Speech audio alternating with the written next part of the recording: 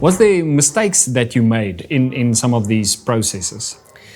I think obviously there's always going to be mistakes when you buy a property. I think it's important to understand that the perfect place doesn't exist, and there's always going to be certain things that you wish were different or that doesn't work the way you want it. But I do believe that if you do your homework beforehand, you can mitigate that and take it down to a minimum. I think what's important as you go into the season of buying a property, it's important to understand that buying a house or buying a property that you're going to live in, it's a process, and you need to start the process long before you start viewing houses. I think that's the one thing that I learned, and I think one of the mistakes that I made.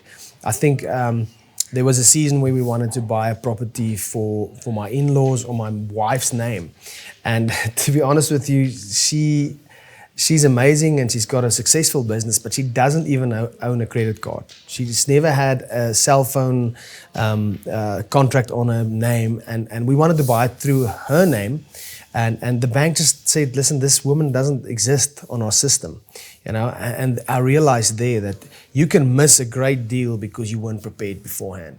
If you are going to go into a season wanting to buy a property, you need to decide 6 months in advance, I'm going to start getting my ducks in a row. I'm going to make sure that I'm working on my credit record. You don't need to have a lot of debt on your name.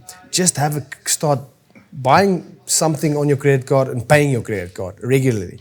And to make sure that when you get to the bank, they look at you and say, yeah, this is a person that we can trust is going to be able to pay something back.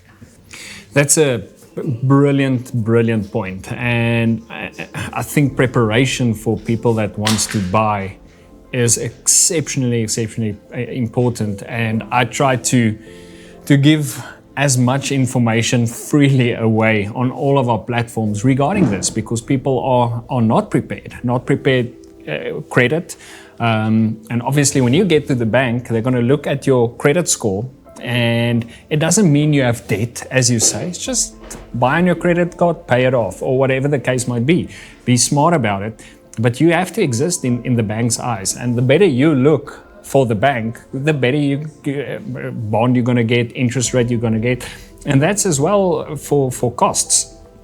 There's going to be costs when you buy and you sell.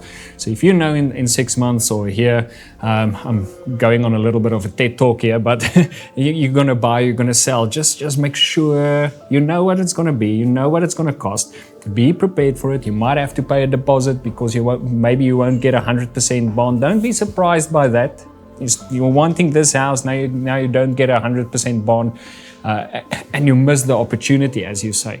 Rather be prepared. It's just so wise.